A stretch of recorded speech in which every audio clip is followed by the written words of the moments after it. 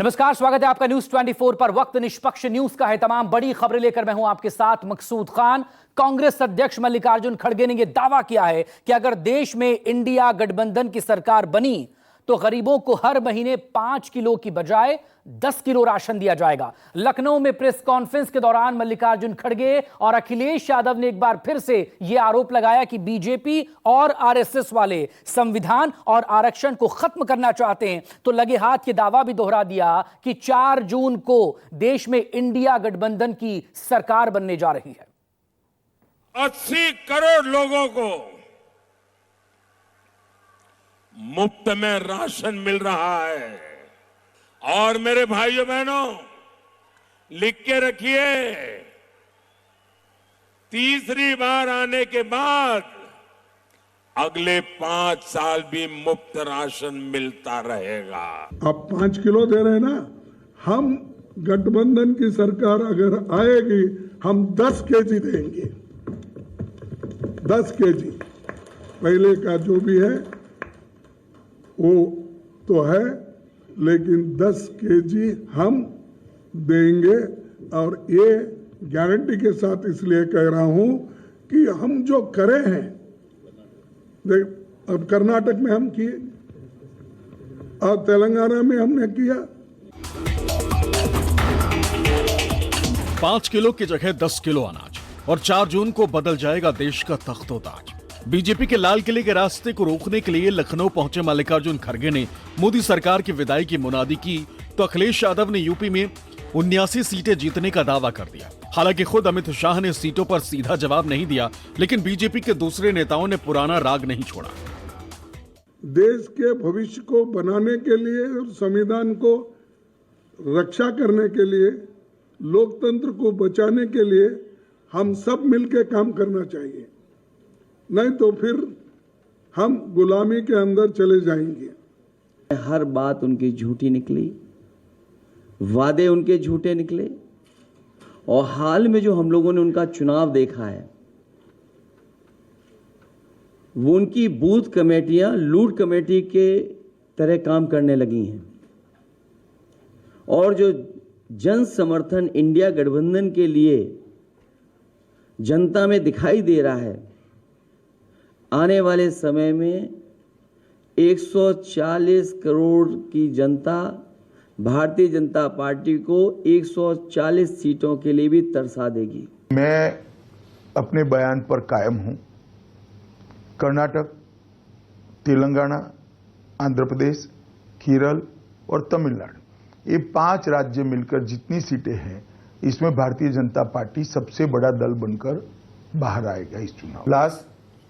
गत चुनाव में हमें 65 सीटें मिली थी, हम इससे और आगे जाएंगे। 4 चरणों में भारतीय जनता पार्टी 270 सीटों के आसपास आ गई है और जो बचे हुए 3 चरण हैं पूरे 400 और पार होंगे। लेकिन उत्तराखंड में तो कम वोट परसेंटेज हुआ था। वोट प्रतिशत चाहे जितना कम हुआ हो, अंतर बड़ा होने वाला है भारतीय जनता पार्टी की जीत का।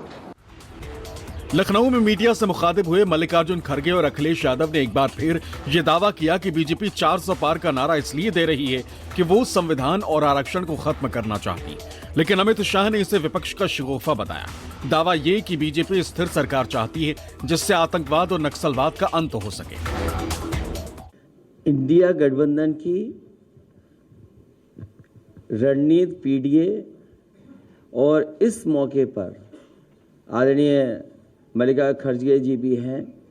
मैं यही अपील करूंगा कि बहुजन समाज के लोग जो बाबा साहब भीमराव अंबेडकर जी की आस्था रखते हैं, उनके रास्ते पर, उनके बनाए हुए संविधान को बचाना चाहते हैं, अपना वोट खराब न करें।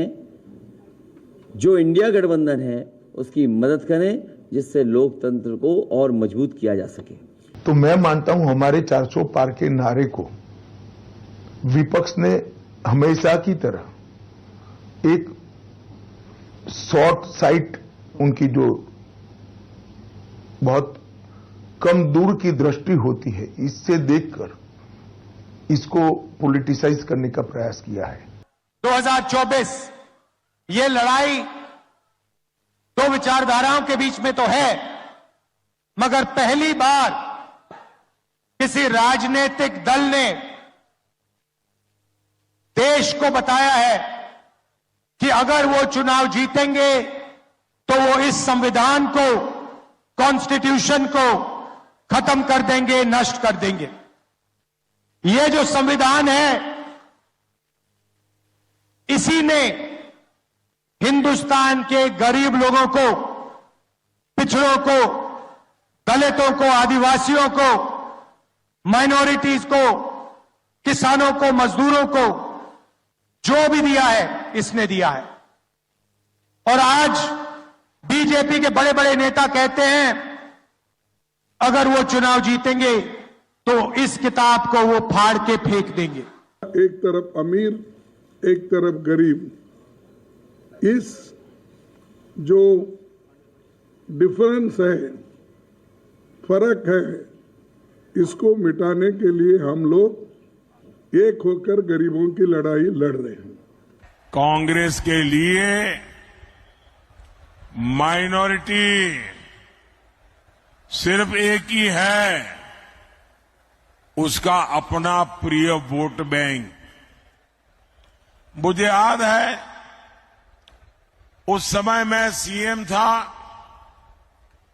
और जब ये बात कांग्रेस ने उठाई थी तो मैंने उसका मुख्यमंत्री रहते हुए पुरजोर विरोध किया था। कांग्रेस उस समय चाहती थी कि देश के सारे बजट का 15% सिर्फ मुसलमानों पर खर्च हो। नहीं, झूठ बोलने का सवाल नहीं, क्योंकि जब रिजर्वेशन के सीट ही नहीं भरे आप और जो खाली है, सैंक्शनड है, तो आपका फर्ज होता है कि पहले वो सीट आप भर दे और कम से कम 30 लाख फैमिलीज तो आज ठीक ढंग से रह सकते थे। वो काम भी नहीं किया आपने। पांचवें चरण में यूपी के अवध क्षेत्र में वोटिंग होनी। इस इलाके में दलित वोटर निर्णायक हैं। यही वजह है कि दलित समुदाय से आने वाले मल्लिकार्जुन खड़गे ने अपने सियासी जीवन का भी जिक्र किया, जिसे दलितों के लिए संदेश के तौर पर देखा जा रहा है। यूपी में दलित वोटर एक समय बीएसपी का कोर वोट बैंक हुआ करता था, लेकिन 2014 के बाद से उसका बड़ा हिस्सा बीजेपी की तरफ लुढ़क गया। मायावती के अकेले चुनावी मैदान में उतरने से दलितों का एक बड़ा तबका इंडिया गठबंधन की तरफ मुड़ता दिख रहा है और इंडिया गठबंधन की कोशिश समुदाय के वोट को पूरी तरह अपने पाले में लाना है। Bureau report,